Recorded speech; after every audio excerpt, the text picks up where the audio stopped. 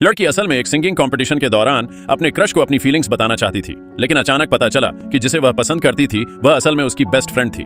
लिन you ने जो hat पहनी थी उसे देखकर जिया जियाओजू चौंक गई।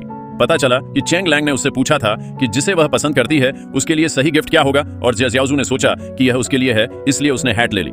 उसने अभी अभी वह हैट भी देखी थी जो चेंग लैंग ने बैकस्टेज खरीदी थी, लेकिन अब लिन यू के सिर पर हैट देखकर जिया जियाओजू को एहसास हुआ कि जिसे वह पसंद करती थी वह लिन यू थी। पता चला कि वह हमेशा जिसे वह प्यार कहती थी वह बस एक ख्वाहिश थी। उसे इतनी देर तक चुप देखकर लू शी और दूसरों ने सोचा कि वह फिर से नर्वस हो गई है, इसलिए उन्होंने उसे चीयर किया। उसने वह गाना भी सबके साथ शेयर किया जिसे वह अपने प्यार का इजहार करने के लिए इस्तेमाल करना चाहती थी। जिया जियाओजू स्टेज पर गाती और रोती रही, लेकिन चेंग लैंग का दिल और आंखें लिन यू से भरी थीं। सिर्फ लू शी ने उसके सारे इमोशन देखे। अगले दिन वह अपने इमोशन निकालने के लिए प्लेग्राउंड में बेतहाशा दौड़ा। उसने लिन यू से मुकाबला करने के बारे में भी सोचा, लेकिन लिन यू के पास कई फायदे थे। जिया जियाओजू उसके मुकाबले क्या दे सकती थी? लू शी जिया जियाओजू के गाने का सीन याद करके और भी बेचैन हो गया, इसीलिए उसने हुआंग जून से लेताओ के साथ एक मीटिंग तय करने को कहा ताकि जिया जियाओजू से पूछ सके कि क्या हो रहा है। हालांकि लेताओ ने कुछ नहीं कहा। आखिर में हुआंग जून के सवालों से परेशान होकर उसने बस अपना खाना लिया और चला गया। अगले दिन जिया जियाओजू घर जाने की तैयारी कर रही थी जब उसने अचानक चेंग लैंग को देखा। वह तुरंत इतनी डर गई कि बस स्टॉप के साइन के पीछे छिप गई। उसने चुपचाप चेंग लैंग को देखा, लेकिन जैसे ही उसने अपना सिर घुमाया लिन यू अचानक उसके सामने आ गई। लिन यू की आवाज ने चेंग लैंग का ध्यान खींचा। अब वह उसे नमस्ते किए बिना नहीं रह सका।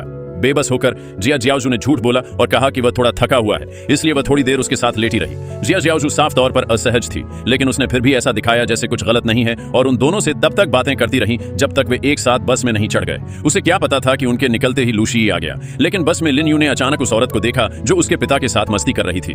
भले ही वह अभी अपने स्टॉप पर नहीं पहुंचा था, वह तुरंत कार से बाहर निकला और उस औरत का पीछा किया। चेंग लैंग और जिया जियाओजू ने भी उसका पीछा किया। जब वे उसके पास पहुंचे तो वह पहले से ही उस औरत से लड़ रहा था।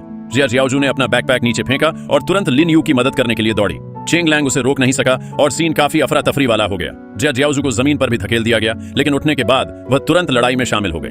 कहते हैं कि 3 औरतें ड्रामा करती हैं और यह असल जिंदगी का एक उदाहरण था। चेंग लैंग ने उन्हें अलग करने के लिए बहुत कोशिश की। हालांकि जिया जियाओजू भी घायल हो गया था। चेंग लैंग की आंखें अंदर केवल लिन यू रह गया था। उसका प्यार और उसकी कमी काफी स्पष्ट थी, खासकर जब उसने लिन यू से कहा कि उसके घाव को गीला न करे, तो जिया जियाओजू को और भी परेशानी हुई। उस रात लिन यू ने फोन करके बताया कि उसके माता पिता का तलाक हो गया है। फिर भी वह उसे दिलासा देता रहा। फोन रखने के बाद वह सो नहीं पा रहा था और करवटें बदलने लगा। वह उठा और बैठ गया। उस समय लू शी भी सो नहीं पा रहा था।